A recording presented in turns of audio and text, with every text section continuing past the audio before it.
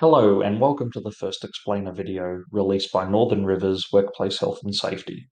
Today we will be talking about drug and alcohol testing. My name is Daniel Patterson and I'm a registered work health and safety officer, and I've conducted thousands of drug and alcohol tests over the past 7 years, whether at work sites, at the request of a court, or for pre-employment purposes. So our first question is it legal? Despite what your mate at the pub reckons, drug and alcohol testing, whether done by police, the courts, or workplaces, is generally legal. There are absolutely times it has been done illegally, mostly in workplaces, and I'll cover the most well-known case, which is Green and Lincoln Logistics, later.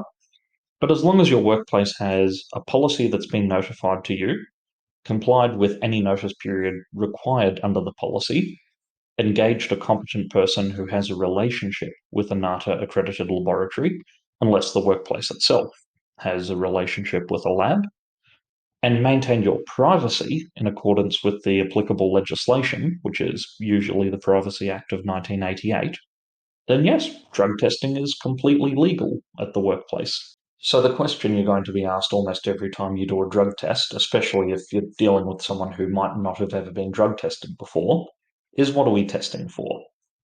If we're talking about hair follicle testing, there's no list of drugs to test for. Basically, whatever the court order states or whatever your company policy is what we're going to be testing for.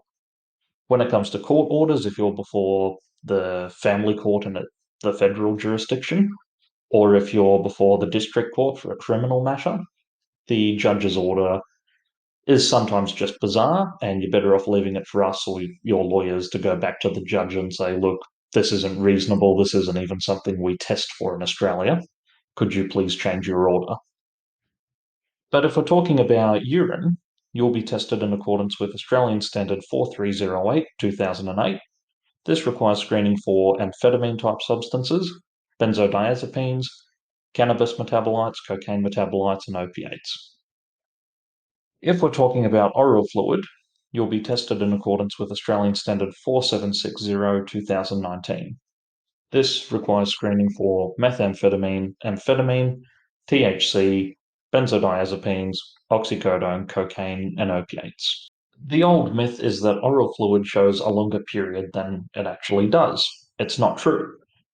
Blood shows a few hours of drug use. Oral fluid shows a day or two of drug use.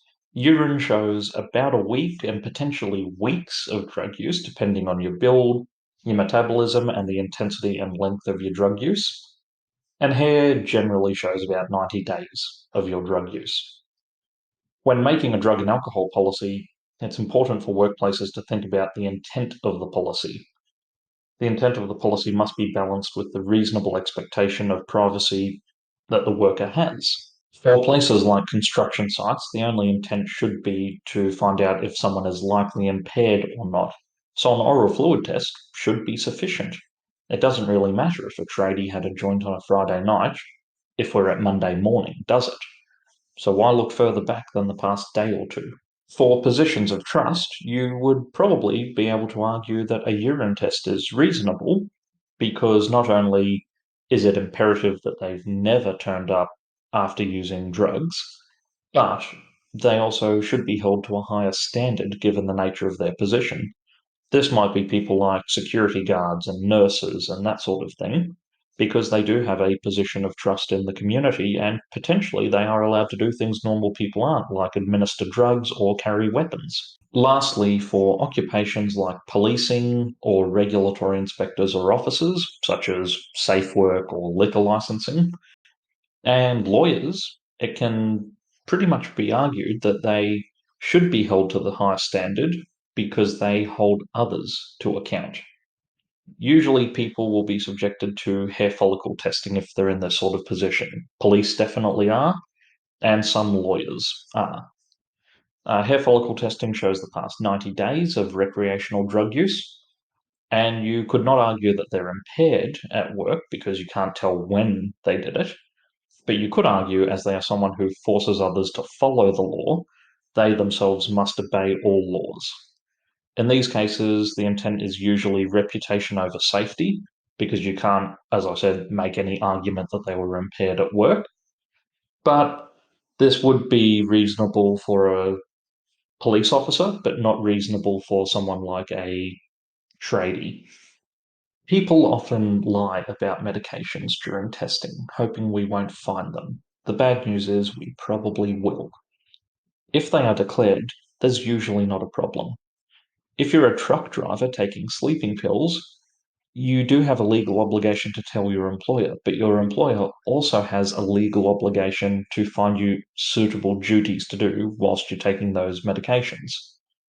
If you can't be found suitable duties like going and working in the office or washing trucks or something like that, then the employer should let you access paid leave if you have any. But if you're a casual or otherwise don't have any paid leave or don't want to use your paid leave, then they must give you unpaid leave until you are no longer impaired by medication, and you must have a medical practitioner certify that you are no longer impaired or you're not taking it anymore.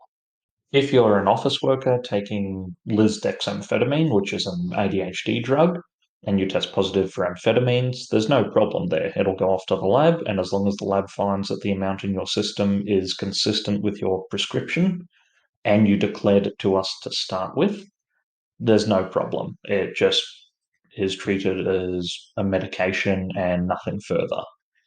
But if you're, say, taking recreational or prescribed marijuana and you're driving a truck, it doesn't matter if it's prescribed or not because it is still against the law to drive with marijuana in your system.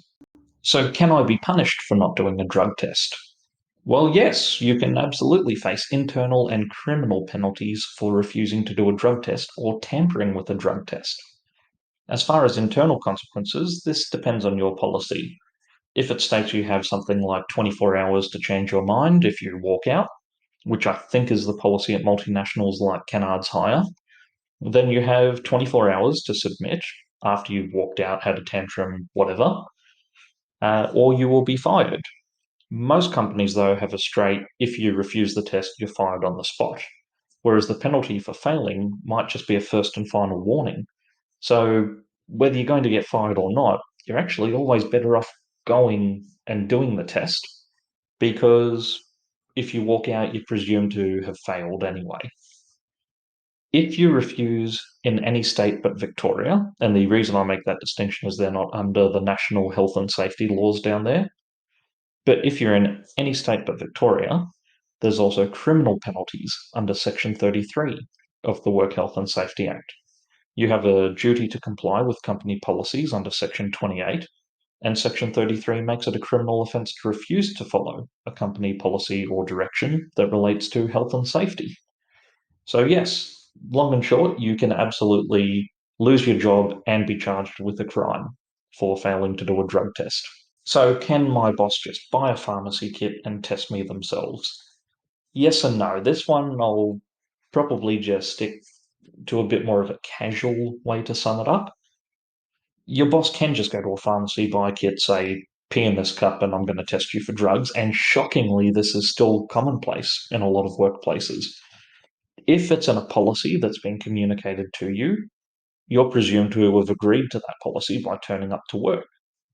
So, yes, if it's their policy, you'd have to do it. But the problem is, if they're not an accredited collector and they're not partnered with an accredited laboratory, then what are they going to do with that information? They can't legally do anything with it. They can't sack you. They can't give you a written warning because basically then they're admitting to doing something that they're not qualified to do and not legally meant to be doing. So basically, no, if they're buying a kit from a pharmacy and saying pee in this cup, they really shouldn't be. They should be getting a professional in to do it for them. So, what do we do to employers when they do something dodgy, like do a dodgy drug test or don't follow standards? Well, they get sued. The case I tend to talk about the most when it comes to employers doing dodgy tests or trying to do things their own way is Shannon Green and Lincoln Logistics Proprietary Limited. Basically, Mr. Green was a cherry picker operator, I believe, from memory, and he was ordered to do a urine test in accordance with company policy. He did. But then he was accused by the company of cheating his urine test, and they said you have to go to a doctor and get a blood test now. That is completely inappropriate for two reasons. One, it's not the same matrix. You can do urine for urine, you can do saliva for saliva, but you can't do blood for urine. And two, it puts his health and safety at risk because you've gone from an oral fluid test or a urine test, which are completely non invasive. One of them is just putting a cotton swab in your mouth and then testing your saliva. The other one is asking you to do something that you need to do anyway, which is just pee. So they're both reasonable to do in a workplace. But going and putting a needle in someone's vein and drawing blood comes with risks. You have the risk of a local or systemic infection and risks of phlebitis. So, you can't really argue that that was reasonable or even safe for them to say. I mean, it is a doctor, so you do have to assume it would be done as safely as possible, but you're still asking a worker to go and take a risk they don't need to, which is antithetical to work health and safety laws. So in this case, even though the worker was more or less found by the court to have engaged in some illegal conduct, he still won because they deviated from the standards. They asked him to do things that they didn't have in their policy and they couldn't back up with any rationale in law. So he still won. He was successful in his lawsuit against them for unfair dismissal. So it is very important that employers, especially small businesses, because Lincoln Logistics are not some big, massive multinational, it's important that you actually get a professional in. So I think that's about all the information that is needed for people to know a bit more about how drug testing works and how you should get started in writing your policy, avoiding the mistakes that people have made. But the one thing I would leave it with is if you're bringing a policy into your workplace, don't consult Dr. Google. I see it time and time again when I go and start writing a work health and safety management system for clients that they've just Googled something like drug and alcohol testing policy, found big companies like Woolworths online, and they've just basically changed the logo and changed the name from Woolworths to ABC Constructions or something like that. And that doesn't end well. I mean, best case scenario, it doesn't really fit for your workplace and it just looks and sounds weird.